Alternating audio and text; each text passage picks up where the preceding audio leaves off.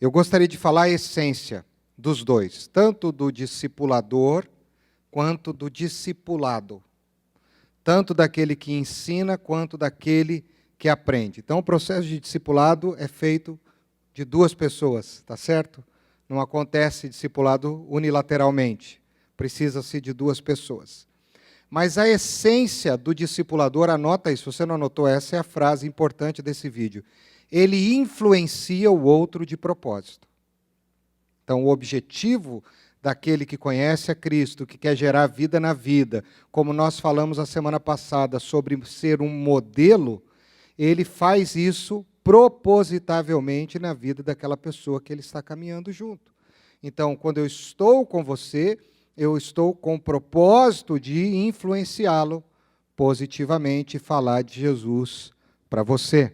Então, a minha intencionalidade é mostrar a vida de Cristo em mim para você. Eu faço isso de propósito. É o meu propósito. Eu não estou com você fortuitamente. Não estou com você por estar. Eu estou com um propósito, que é gerar a vida de Cristo que está em mim, em você. Essa tem que ser a motivação de alguém que se propõe a discipular outro. As ações, os encontros, as investidas, as conversas, as diversões, elas têm um propósito. Eu contei essa história nas classes que dava antes sobre esse material, lá no Salão Social da Igreja, alguns anos atrás. Eu tive uma experiência muito interessante com uma pessoa, lá da cidade de Marília, não vou dizer o nome dela, mas ele se tornou meu vizinho de frente. Quando eu mudei para Marília, para ser pastor naquela cidade, esse meu vizinho de frente, ele era amigo de uma pessoa da igreja, que também era vizinha, e a gente estava junto e tal, e um dia, logo no começo, a Amabile fez aniversário, e eu decidi comprar ali um salgadinho, alguma coisa, e decidi chamar o vizinho da igreja, e este vizinho, que não era da igreja. E foi muito interessante. Esse cara foi, e ele, assim, não conhecia Jesus, tinha uma vida bastante fora dos padrões de Deus. Então, a boca dele cheirava mal, se você me entende, tá certo? Sabe aquelas onomatopeias de gibi, quando tem cobras, lagartos, caveiras, aqueles trequinhos assim, sabe aquele negócio? Dá-se a entender que o que está saindo ali verbalmente não é bonito. Eu estou sendo bem polido, tá bom? Estou sendo o gentleman aqui. Então ele tinha na sua boca, cada 10 palavras que ele falava, 14 era dessas cobrinhas, lagartos. E aí imagina a cena. O pastor chegando, estava ali o vizinho da igreja, convidei mais umas 3 famílias da igreja, e esse cara, que tomou conta do ambiente. E era, assim, notória a presença dele. E aí, ele estava lá, tal, e eu me divertindo, conhecendo ele, deixei ele falar o que ele queria falar. Aí tinha hora que ele falou, pastor, desculpa. E aí, quando ele ia se desculpar, ele soltava outra cobrinha e lagarto, assim, porque ele queria pedir perdão, mas do jeito dele. Aí eu olhei para ele e falei, cara, deixa eu dizer uma coisa, você está aqui hoje porque eu tenho uma intenção com você. Aí foi muito engraçado essa cena. Aí ele falou, que é isso, pastor? Sou espada. Eu falei, rapaz, não estou falando isso. O que é isso? Eu também sou, estou casado aqui, minha esposa, estou celebrando o aniversário da minha mulher. O que é isso? É que eu tenho segundas intenções com você. E ele ficou daquele jeito. E nós fomos estreitando os relacionamentos, eu fui fazendo amizade com ele, comecei um discipulado com a esposa dele, num curso que a gente dava no colégio, que o filho dele estudava lá, sobre educação de filhos, né? E aí foi muito engraçado. Aí um dia da formatura, ele apareceu lá na formatura, ele não fez o curso. E cada pessoa que tinha feito o curso tinha que dar um breve testemunho, e aquele monte de gente. Aí quando eu chamo a esposa dele, eu queria chamar a fulana, tal. Falou, pastor, eu que quero falar. Isso, aquilo, a minha espinha chegou a gelar. Eu falei, Jesus, estou lascado, Senhor. Mas já estava caminhando com eles ali, já quase um ano. Aí ele falou assim, olha, era ela para falar, mas eu que vou falar. O pastor deve estar até tremendo aqui. Ficou, né? Então, olha, esse curso é bom, porque ela mudou, hein? Ela mudou. Olha, essa mulher é outra. E começou, e começou. E ele começou a ficar emocionado para falar das mudanças da mulher. Aí acabou o curso, eu falei assim para ele, cara, você não quer experimentar a mesma coisa? Acho que valeria a pena você ter a mesma experiência da sua esposa. E a gente já fazia churrascos juntos, fazíamos passeios por causa das amizades e tal. Falei, eu quero. Então, ali, eu disse para ele, agora você está entendendo o propósito que eu tinha. E comecei a discipular esse moço, esse rapaz, esse homem. E para a glória de Deus, né? Para a glória de Deus, estive agora, esse ano lá em Marília, fazendo batizado. Já faz tempo que eles estão lá, mas hoje o líder do Ministério de Famílias é ele. E agora a boca dele sai asinha de anjo, auréola, entendeu? Sai assim, é só glória a Deus, aleluia. Porque ele mudou. Houve um processo, houve uma intencionalidade com aquele moço, com aquele homem, que a princípio parecia tão difícil, porque era um caso difícil, mas que no decorrer da convivência, do tempo, assim como Moisés fez com Josué, esse moço foi transformado. Então, o discipulador, ele influencia a vida do outro de propósito. Tá certo? Influenciar de propósito. E qual é a ação do discipulador? O discipulador não espera a oportunidade. Porque muitos de nós, hoje em dia, ficam assim, mas quando eu tiver uma oportunidade, eu vou falar de Jesus para essa pessoa. Eu já escutei isso muito na igreja. Não, porque lá no trabalho eu vou esperar uma oportunidade, mas assim que eu tiver a oportunidade, já ouviu isso ou não? Então isso é uma desculpa, esfarrapada. Porque o Filho de Deus, o discipulador, ele não espera a oportunidade, ele cria a oportunidade. Ele gera a oportunidade. Ele faz com que a oportunidade seja algo importante. Então, ele cria. E Moisés criou oportunidades, foi isso que o vídeo disse, de propósito para influenciar a vida de Josué. Então, o discipulador, além de influenciar de propósito, ele cria oportunidades de propósito. E o discípulo, qual é a essência do discípulo? A essência do discípulo é que ele tem um coração ensinável. Ele quer aprender. Então, isso é muito legal no discipulado, essa troca. Não é ficar passando conteúdo, conceito, não é nada, é gerar a vida de Cristo na vida do outro de propósito. Né? Então, isso é muito importante. Ok? Deu para entender? Vamos ler 2 textos agora para a gente entrar na teologia aí do Novo Testamento sobre o princípio de discipulado. Ela vai projetar ali, você pode acompanhar. Primeiro é Mateus 28, 16 a 20. São textos muito conhecidos. Mateus 28, 16 a 20. Diz assim, Os 11 discípulos foram para a Galileia, para o monte que Jesus lhe indicara. Quando o viram, o adoraram, mas alguns duvidaram. Então Jesus aproximou-se deles e disse, Foi-me dada toda a autoridade no céu e na terra. Portanto, vão e façam discípulos de todas as nações, batizando-os em nome do Pai, e do Filho e do Espírito Santo, ensinando-os a obedecer a tudo o que eu lhes ordenei, e eu estarei sempre com vocês até o fim dos tempos. Então, o discipulado, o ensino, a influência de propósito, o envio é uma ordem. Não é uma coisa que Jesus diz assim, se vocês quiserem, quando vocês sentirem, quando a oportunidade acontecer, aí vocês vão e façam discípulos. Jesus dá uma ordem. E até onde eu aprendi ordem, tem que ser cumprida. Quem aqui fez, aqui no interior é o tiro de guerra. Quem fez tiro de guerra aqui dos homens? Alguém fez tiro de guerra aqui? Todo mundo dispensado, hein? Um lá, temos lá um militar, não fez só tiro de guerra, né? Está lá trabalhando.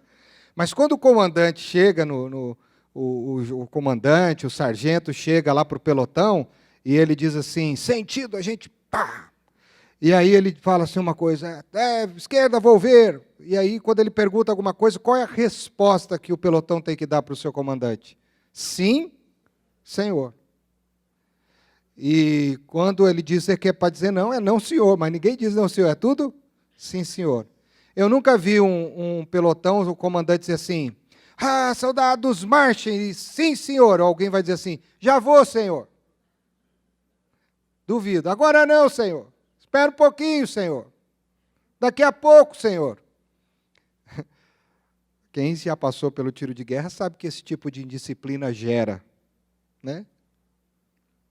Então, sim, Senhor, ordem é para ser cumprida, não é para ser questionada. A ordem é para ser cumprida. Muito bem. Mateus 16, 18 a 19. Mateus 16, 18 a 19. Jesus está conversando com Pedro, o diálogo está acontecendo, e Jesus diz assim: eu lhe digo que você é Pedro, e sobre esta pedra edificarei a minha igreja, e as portas do Hades, ou tem uma outra tradução que diz do inferno, não poderão vencê-la. Pode mudar? E eu lhe darei as chaves do reino dos céus, e o que você ligar na terra terá sido ligado nos céus, e o que você desligar na terra terá sido desligado nos céus. Pedro é um tipo de nós aqui nessa conversa com Jesus. A pedra que sustenta a igreja é o próprio Cristo. E Jesus está querendo dizer que Pedro vai tomar posse disso na sua vida para que ele, através da sua vida, do seu ministério, do discipulado que ele vai fazer com outros, ele possa gerar esta igreja de Cristo na vida de outras pessoas. O fundamento da igreja é Cristo. E é muito interessante que Jesus diz algo aqui, que é as portas do inferno não prevalecerão contra ela. Ou seja, o inferno tem porta de entrada.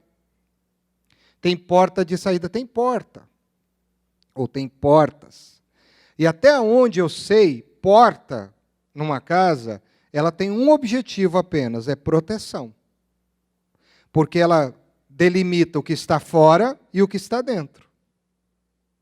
E o que está dentro da porta está seguro, entre aspas, né? Você fecha a porta, põe a trinca e etc. Os seus bens, a sua vida, a sua integridade, o que está dentro está. E quando alguém tenta entrar na sua casa, primeiro ele tem que tentar fazer o quê? Arrombar a porta. Então a porta é um mecanismo de defesa. Eu me lembro uma vez, das 3 vezes que nós fomos assaltados, que um dia chegando do culto em casa, depois do culto, entramos, assim, eu fui abrir o portão não estava arrombado, abri o portão, mas quando eu cheguei na porta, a porta estava arrombada.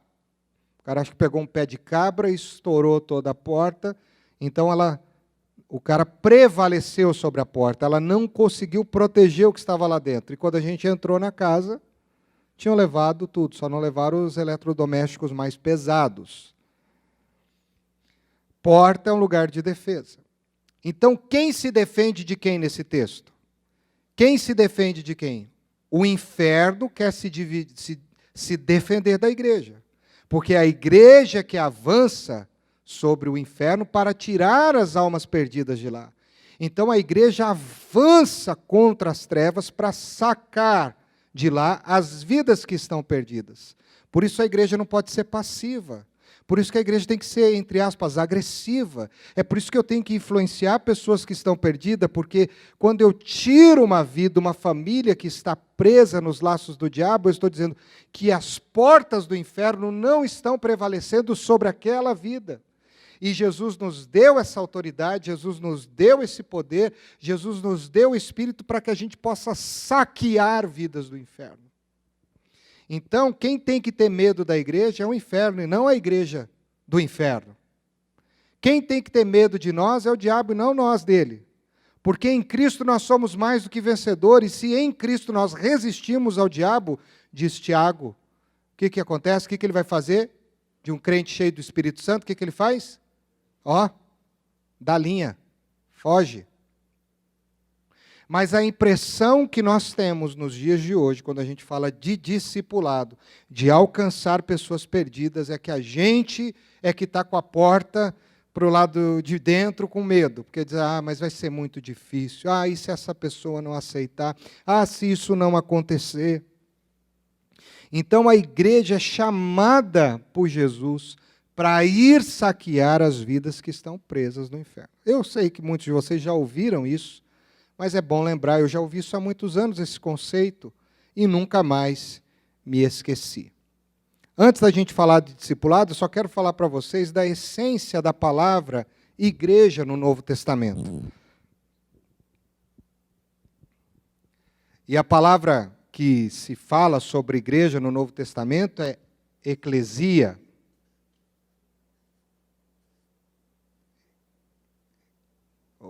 Eclesia.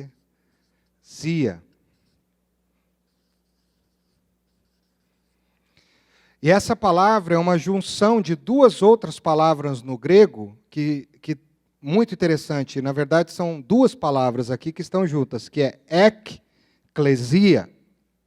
E a palavra ek, ela tem uma tradução que é jogar, catapultar, lançar.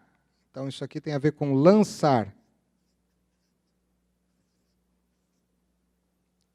E a palavra clesia vem de uma outra essência, que significa para um contexto, para um ambiente, que sai de um lugar para o outro. Então, pode ser para fora desse ambiente. Então, é para fora. Para fora. Então, a ideia da palavra eclesia ou eclésia é que exatamente a visão de Jesus que ele fez com seus discípulos o tempo todo. Ide por todo mundo, eu os envio agora. E Jesus está dizendo para os discípulos, eclesia, lançados para fora. Então a igreja ela tem uma intencionalidade de ir para fora, para alcançar os perdidos. O discipulador tem essa visão. E fica muito claro isso em João 10:9. Olha aí João 10:9, Evangelho de João, capítulo 10, versículo 9. Quando Jesus se diz ser a porta, ele diz, eu sou a porta. Se alguém entrar por mim, será salvo. Ótimo, é isso aí mesmo. Entrou em Cristo, está salvo. Mas qual é o propósito? É entrar, mas não é ficar lá. Olha só, entrará e sairá. Então eu entro para sair, eu não entro para ficar, eu entro para ser lançado, para ser catapultado para fora. Sairá e achará pastagem. Sabe o que é essa pastagem? Sabe o que significa essa pastagem? Vidas. Pessoas que precisam ser salvas. Então, eu sempre uso essa figura, quem fez a classe sabe disso. Tem uma porta aqui. E a porta é Jesus. E aqui está o primeiro convite. O primeiro convite de Jesus. Mateus 11, 28, 29. Vinde a mim todos vós que estáis cansados, abatidos, sobrecarregados, e eu vos aliviarei. E aí a gente entrou. Entrei, passei pela porta. Ufa, estou salvo. Me salvei, estou aqui. Mas aí você vira, no batente de dentro está escrito João 10, 9. Eu sou a porta. Quem entrar por mim será salvo. Entrará e sairá. Não tem banco confortável, não tem ar-condicionado, não tem púlpito, não tem pastor, não tem ministério nenhum, não tem nada. Você entra para sair. Então, qual é o propósito de entrar? É entrar numa condição, ser regenerado e sair numa outra condição, regenerado. Então, esta é a visão da igreja. A igreja precisa ser modelo, a igreja precisa ser lançada para fora, e Deus nos prepara para isso. Por que nós estamos aqui? Nós estamos na igreja toda semana, alguns mais de uma vez por semana, estamos nas nossas células, nos nossos GRs, nos nossos pequenos grupos, nas nossas atividades, com qual propósito?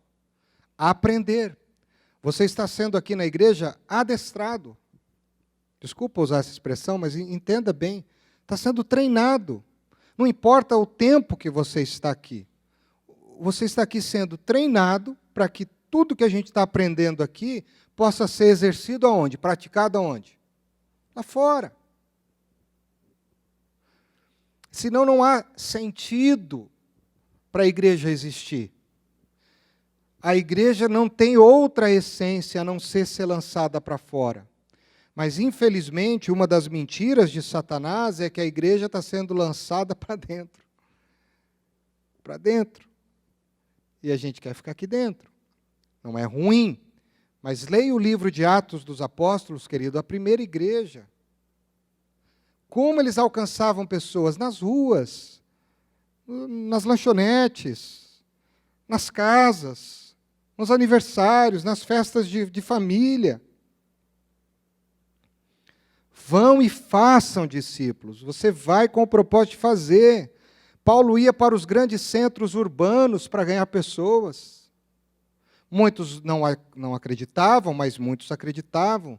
Jesus, dá uma olhada nos evangelhos, quem quiser, com cuidado, e veja como Jesus é estrategista nos eventos. Jesus estava nas grandes festas.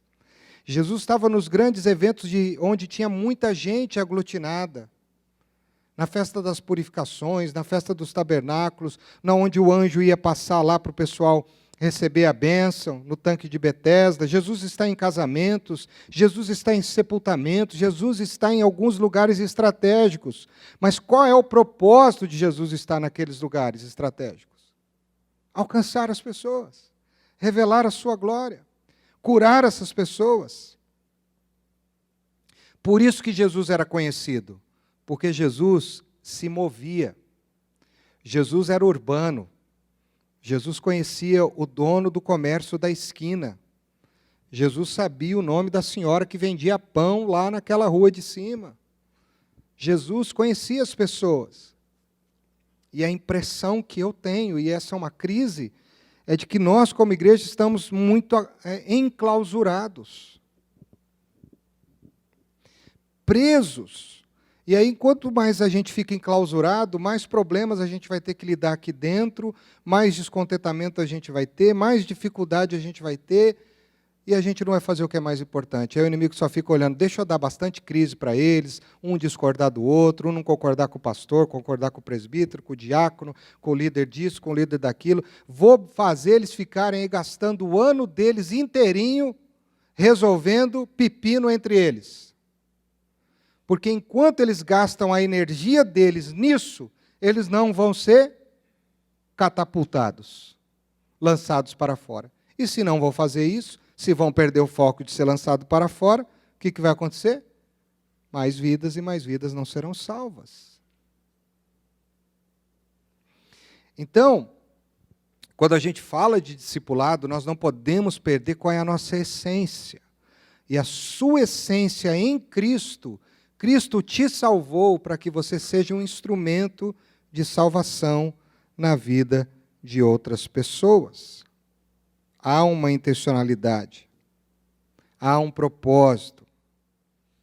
Jesus quer que a gente vá, de fato, e faça discípulos. Por isso vão e façam. Não é vão apenas, vão e façam. Vão e façam discípulos. E isso é muito importante. Façam discípulos. E aí ele não diz assim, façam os discípulos com o grupo que vocês mais gostam. Façam discípulos com as pessoas que vocês estão mais habituadas. Não. Façam discípulos de todas as nações. Ou seja, é de quem você gosta, é de quem você está acostumado com a cultura, é de quem você não está acostumado com a cultura, é de quem você conhece, é de quem você não conhece. Então, a palavra ide, ela tem esse significado, vai mesmo. Mas muitas vezes a gente fala que vai e não vai. Tem uma história muito engraçada, né? Agora, eu não sei se essa história é verdadeira, se ela é verídica ou se ela se tornou uma piada, mas ela é interessante. Diz que uma igreja assim, com bastante gente culta, gente com uma cultura bastante interessante, eles iam fazer um trabalho num sítio, uma célula, um culto numa região rural, e ali tinham pessoas muito simples, que quase não vinham ao templo.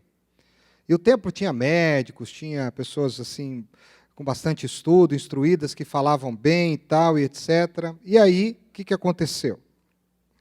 Um dia, para fazer o culto, o superintendente da escola dominical decidiu falar, irmãos, olha, nessa semana nós vamos ter o culto lá na chácara, na fazenda tal, do irmão fulano aqui, da irmã tal. E a irmã quis levantar a mão e falou assim, eu posso fazer um convite?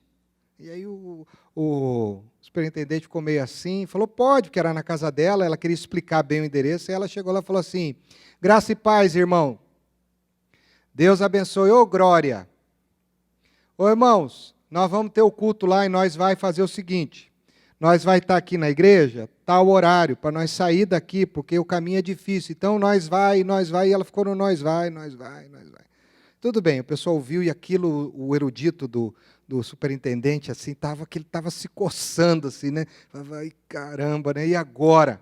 Aí ele pegou o microfone e quis corrigir a irmã.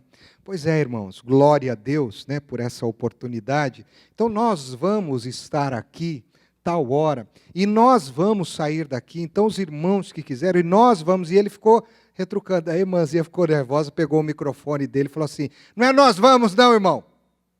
Porque você fica falando nós vamos, e você nunca apareceu lá. Mas quando eu falo que nós vai mesmo.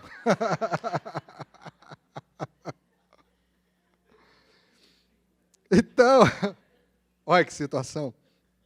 Então, quando a gente fala que nós vai mesmo.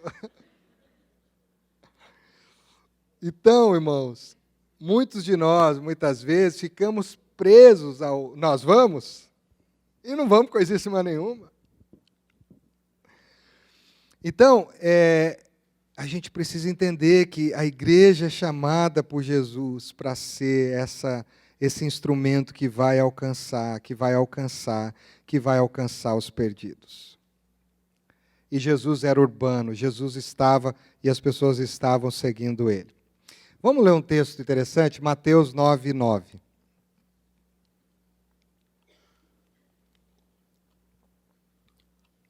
Olha só que interessante.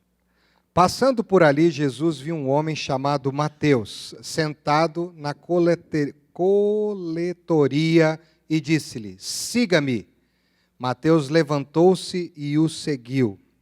É muito interessante quando Jesus chama os seus discípulos, e quando eles estavam ali também na beira do mar, e diz assim, imediatamente eles jogaram as redes e o seguiram.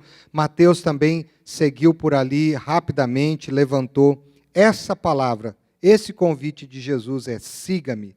Sabe o que significa essa palavra no texto original?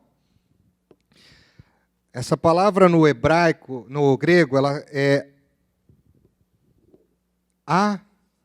akoulotel. Akoulotel. E quando Jesus passou por Mateus, e Mateus estava lá trabalhando, fazendo a sua coletoria de impostos, Jesus disse para ele assim, akoulotel. Mateus já sabia quem era Jesus, porque Jesus era urbano. Jesus já estava sendo conhecido muito antes de escolher esses 12, já havia um grupo que seguia Jesus. Jesus tinha já seguidores que o seguiam e já sabiam quem ele era e o que ele podia fazer, até porque, desde pequeno, esse menino era observado, porque ele ia na sinagoga, tinha uma sabedoria muito elevada, e as pessoas já sabiam quem ele era. Jesus não entra na história adulta como um desconhecido. Jesus foi conhecido desde a sua infância. E aí, quando ele vai até esse homem, Mateus, e ele diz, akoulotel, ou segue-me, a palavra que Jesus está querendo falar para ele é muito forte. Porque isso aqui na cultura do judeu, essa expressão, ela não era usada por qualquer pessoa. Ninguém chamava alguém para uma missão com essa expressão se não fosse num ambiente muito interessante. Então, não é só segue-me, mas akoulotel era um convite que os grandes mestres, os grandes sábios, os homens importantes da história faziam para pessoas se tornarem seus pequenos aprendizes. Então, quando um mestre sábio chegava em um jovem e ele dissesse assim, akoulotel, o que ele estava querendo dizer? Ele está querendo dizer assim, eu estou te chamando para ser meu aprendiz. Eu estou te chamando porque eu quero passar minha sabedoria para você. Então, o judeu, quando ouvia essa palavra, ele sabia que isso não não vinha de qualquer um. E esse tipo de convite não era qualquer tipo de convite, era um convite com mais propriedade. E quando Jesus diz isso para Mateus, Mateus entendeu, porque Mateus já sabia quem era Jesus. Mateus já havia ouvido de Jesus. E aí Jesus, esse homem sobrenatural, esse homem cheio de vida, olha para ele e diz para ele assim, akoulotel é um privilégio. Por isso faz todo sentido que eles imediatamente abandonam uma atividade e largam do que estão fazendo para segui-lo. Porque não faz nenhum sentido, é pouco incoerente.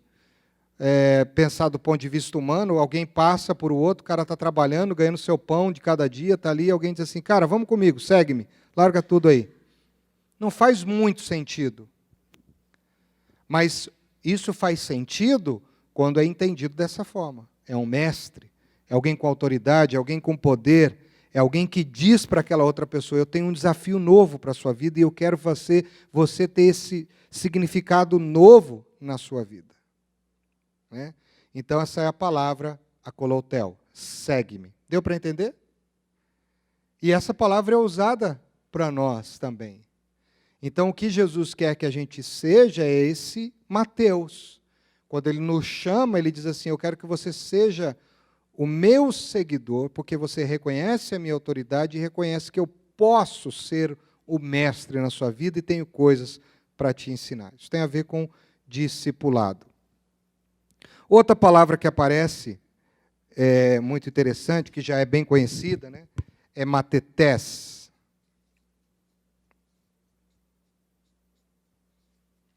Matetés, que significa discípulo. E o matetés é aquela pessoa que é chamada para ter um coração ensinável. Ou seja, eu vou com o propósito, eu vou para aprender.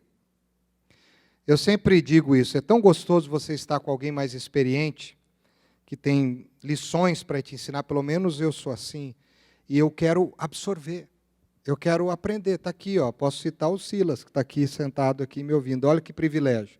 Mas eu disse isso para ele essa semana, a gente almoçando junto. Eu disse, é um privilégio para mim, como um jovem, não disse, pastor? Estar junto com alguém que pode me ensinar pela vida, pela experiência, pelo conteúdo. Então, eu sou um matetés, de uma certa forma, de um mestre. Entende? Porque eu estou de propósito, então eu estou captando o que está dizendo, eu estou ligado, porque eu estou com um propósito de aprender. E não é só com ele, com outras pessoas também, mais experientes, que eu coloco na minha vida como uma inspiração. Quando eu estou perto, eu estou sendo um matetés. E ali o que eu quero ser? Eu quero aprender de propósito. Então, tudo que ele está dizendo, eu estou querendo absorver. E ser discípulo é este, que no relacionamento com Jesus, quer aprender o tempo todo, de propósito. Eu não estou com Jesus só por estar. Eu estou com Jesus para aprender. Eu estou com Jesus para ficar ligado no que Ele fala, o que o Espírito está me falando, o que a palavra está me falando, porque eu quero aprender. Por quê? Eu quero aprender para colocar em prática. Então, o aprendiz aprende. O melhor exemplo que a gente tem que entender isso são os filhos pequenos. Os filhos pequenos todos são matetés. Porque se tem uma coisa que uma criança pequena faz, ela é ligada em tudo que está acontecendo. É verdade ou não é? Às vezes a gente fala... Bom, alguns pais já cometeram esse engano, né? Principalmente no primeiro filho. Ah, deixa ele, não está entendendo, não. Já ouviu isso ou não? Ainda é muito novo, não está prestando atenção. Aí, dali a pouco, vem e solta aquilo que você achou que não estava nem ligado. Porque a anteninha das crianças, ela é poderosa. Não é 10G, não é 4G, não. O negócio ali é ligado. E qual de nós, muitas vezes, em algum momento, não nos constrangemos com uma resposta dos nossos filhos, com uma atitude ainda pequenos, de algo que a gente desconsiderou, não levou com muita importância, e eles acabaram... Né? Eu lembro uma vez, o Arthur era pequeno, né? E a gente estava na igreja, não sei onde a gente estava, e ele fez uma situação lá que chamou a atenção. Ele gostava, não sei se era acho que era o Mateus. Ele gostava de... Era uma igreja que tinha os bancos assim, ó, bastante, né? Fileira até lá atrás. Aí, na hora do culto, ele gostava de entrar aqui na primeira fileira e sair lá atrás. Aí passava, voltava, sabe? Debaixo do banco, unção de tatu, sei lá o que é aquilo. Limpando o chão. Ficava com a roupa imunda. E aí a gente já tinha falado para ele, E aí um dia uma irmãzinha da igreja, que já está na glória, né?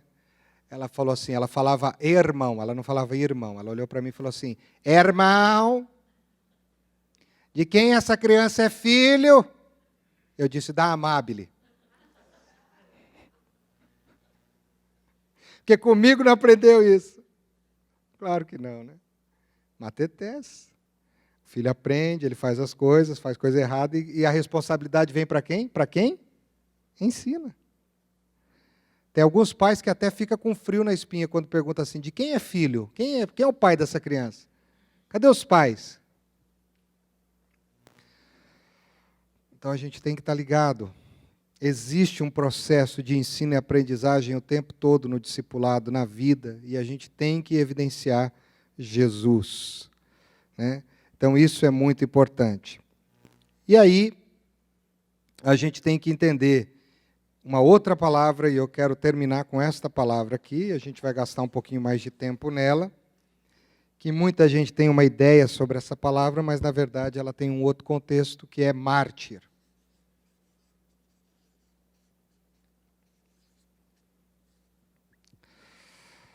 A gente está ligado muito a essa palavra de mártir, a heróis, a pessoas que são grandes heróis. Mas, na verdade, a palavra mártir vem do grego martiria, teria um I e um A ali, que significa aquele que evidencia algo.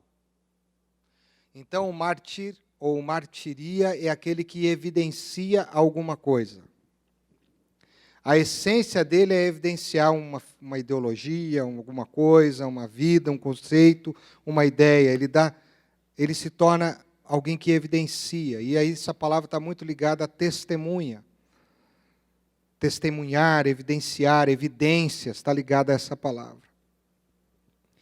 Então, no sentido amplo da palavra, dentro da Bíblia, eu e você somos chamados para ser mártires.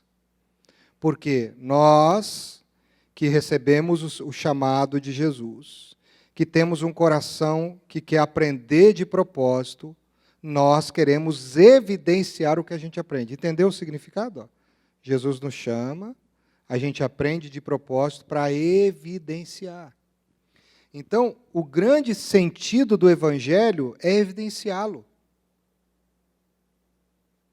Eu não consigo pensar num Evangelho intimista, no evangelho exclusivista, egoísta, que morre dentro de um coração e de uma mente de uma pessoa. Eu digo morre porque ele fica ali preso. O evangelho é para ser evidenciado. Por isso Jesus, ide, vão, façam discípulos, ensinando-os a guardar tudo o que eu vos tenho ensinado. E aí a grande pergunta é, nós temos sido mártires, martirias, evidenciado a Jesus na nossa vida, evidenciar evidências. Evidências com o testemunho, evidências com as palavras, evidência com as ações, evidência na história que a gente está construindo. Quem nós estamos evidenciando na nossa vida como discípulos do Mestre? Evidenciar. Cristo precisa ser evidente na vida do discípulo. Paulo entendeu isso. E Paulo diz assim, olha, eu não vivo mais para mim mesmo, eu vivo para Cristo. Então vocês podem olhar para mim e seguir o meu exemplo, como eu sigo o exemplo de Cristo. Jesus entendeu isso como homem, e ele diz, quem vê a mim, vê o Pai. Ou seja, na minha vida está evidente o que o Pai é. E a igreja de Cristo, o servo de Jesus, a serva de Jesus, é chamada por esse mestre no akoloutel. Ele aprende de propósito como matetés para se tornar esse mártir que evidencia Jesus. As pessoas, queridos, guardem bem isso, guardem isso. As pessoas, elas não querem mais teologia, não querem a melhor pregação, não querem o melhor ministério de louvor, não querem o melhor pastor, os melhores líderes. Elas querem Jesus, elas precisam de Jesus. Muitos já foram atrás de teologia, se frustraram. Muitos já foram atrás de pastores, se frustraram. Muitos já foram atrás de bancos de igrejas, se frustraram, igrejas confortáveis. Mas o que essas pessoas não viram na vida de pastores, eu me incluo nessa categoria de líderes e de igreja, o que faltou para elas não foi a teologia, não foi um louvor bem afinado, não foi um culto bem organizado. O que faltou na vida de muitas pessoas, sabe o que foi? Jesus. E sabe o que tem acontecido? Tem muitas igrejas, onde muitas pessoas estão reunidas, mas Jesus é pouco evidente.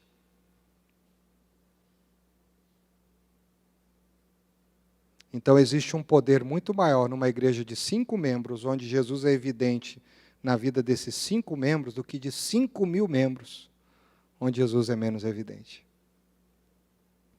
E aí a gente começa a fazer uma análise de Atos e dos livros do ministério apostólico, como eles, com tão poucos recursos, com tão pouca gente, conseguiram gerar tanto. Porque eles entenderam o chamado, eles quiseram aprender de propósito e eles se tornaram mártires. E eles evidenciaram o tempo todo, o tempo todo, o tempo todo. Jesus era evidente na vida deles. E por Jesus se tornar evidente, Jesus se tornou desejado.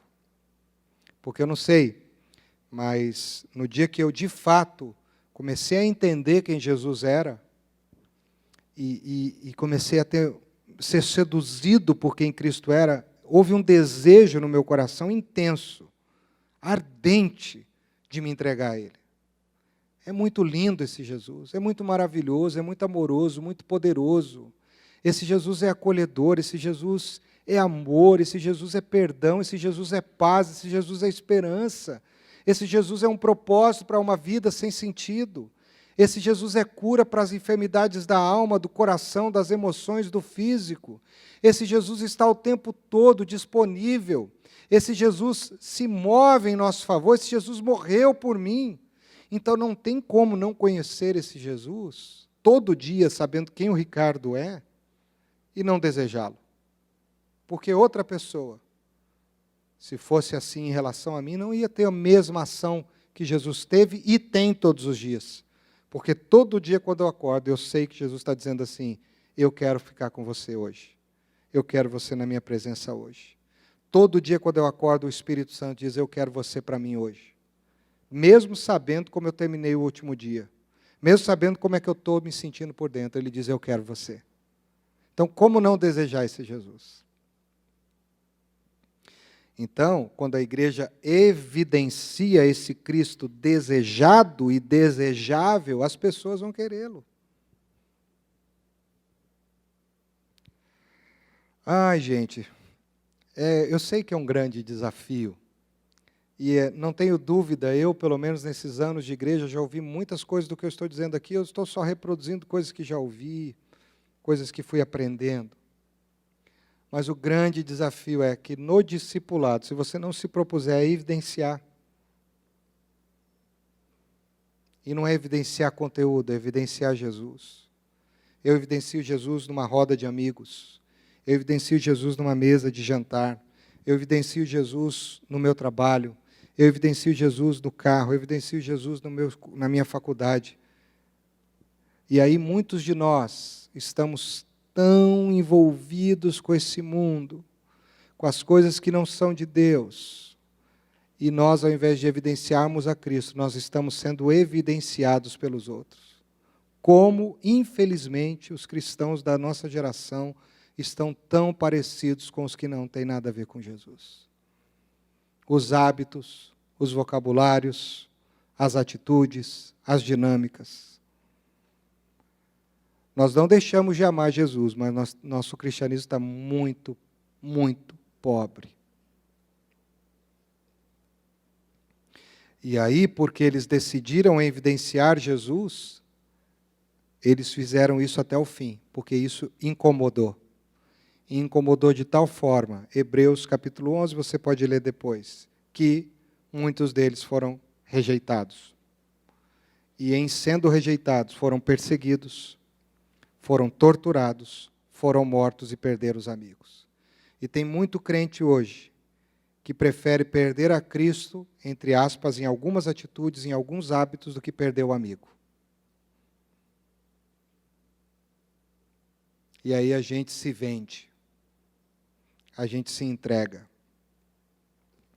Então, queridos, a gente precisa ser essa igreja lançada para fora, que vai seguindo esse chamado do Mestre, esse acoloutel, esse segue-me, entendendo quem Ele é e o que Ele pode proporcionar, e entendendo quem Ele é e pode proporcionar, viver na presença dEle para aprender de propósito tudo o que Ele tem para ensinar, e neste movimento, vivendo essa dimensão, me tornar uma martiria, que vai ser uma pessoa que vai evidenciar esse relacionamento, essa relação, esse propósito de Cristo na minha vida, na vida de outras pessoas. E aí não tem como a igreja não crescer, não tem como a sociedade não ser curada, não tem como as famílias não serem regeneradas. Então você precisa ser amigo das pessoas que não conhecem a Cristo. Mas, Salmo 1, você não pode seguir a conduta delas. A mentalidade delas, porque você evidencia uma outra cultura, uma outra mentalidade, outros princípios. Só que eu também percebo, e talvez essa seja a maior crise, que nós estamos sendo tão ruins no nosso testemunho, que a gente às vezes até tem vontade de falar de Jesus para o outro. Mas a gente, quando vai pensar nisso, olha para o nosso testemunho, a gente fica com vergonha de falar de Jesus por causa da vida que a gente tem. Então a gente evidencia pouco por causa de uma timidez que é proveniente de uma falta de comprometimento com Jesus. Nós somos os alunos desse Cristo. Nós somos seus discípulos.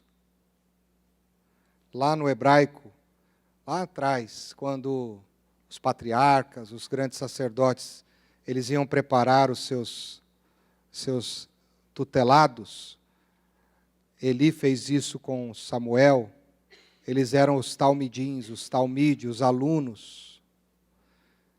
E o aluno aprende. Eu nunca vi um aluno que foi chamado para ir para uma escola, mesmo que ele não queira, mas o ambiente que ele está tendo ali é de aprendizado. A gente tem que aprender. A gente tem que aprender. Uma hora ou outra isso vai entrar na nossa cabeça. Porque se a gente não fizer isso, as portas do inferno podem prevalecer. Sabe como elas prevalecem cada vez na sua vida? Quando você passa por um perdido, quando eu e você estamos com alguém que a gente pode falar de Cristo, a gente não fala, e aquela pessoa continua perdida. É muito interessante a gente pensar nisso. Imagine só você, se você tivesse escravo hoje, se você fosse escravizado hoje, te acorrentassem e começassem a torturá-la. Prendessem os seus filhos ou matassem os seus filhos, abusassem sexualmente da sua esposa ou dos seus filhos, enfim. Qual seria o seu maior desejo nessa prisão? Ficar lá ou sair de lá? Sair de lá, né? Sair dessa situação. Eu não consigo pensar em ninguém querendo passar mais de uma noite ou mais de uma hora num lugar desse. Porque é um lugar terrível, de morte, de destruição, de vergonha. Mas você sabe como que isso pode ser aplicado na vida de uma pessoa que não conhece a Cristo? No mundo espiritual. Agora eu estou falando do mundo espiritual. No mundo espiritual é assim que um perdido está, todos os dias.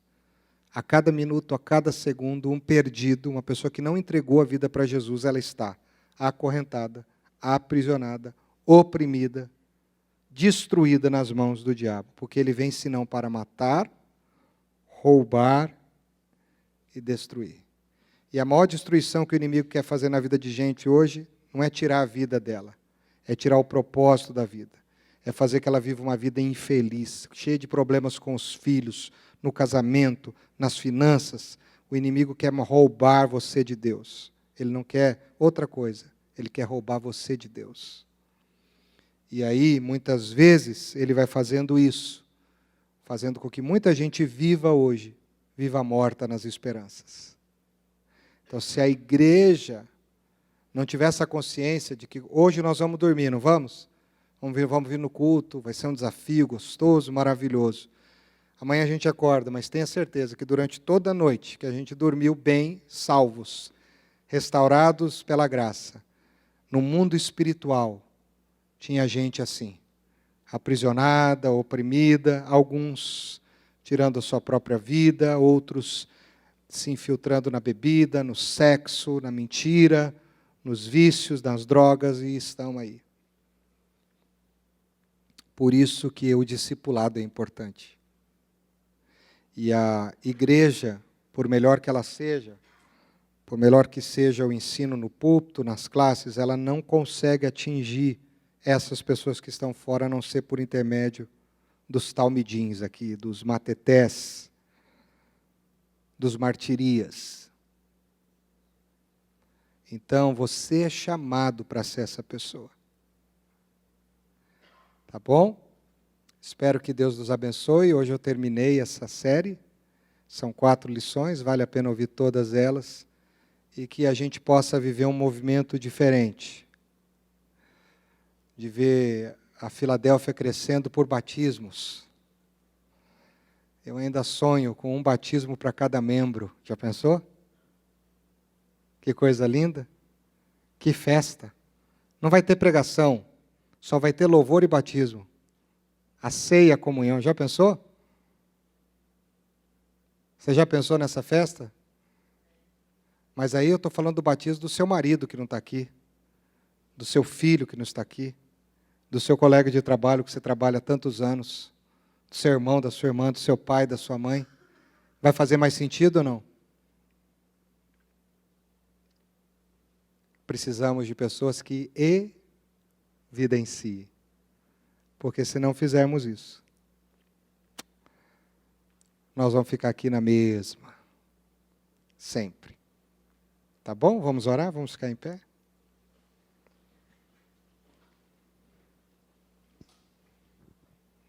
Pai, muito obrigado por essa manhã, por esta ministração, e que a Tua palavra traga vida ao nosso coração e uma santa incomodação.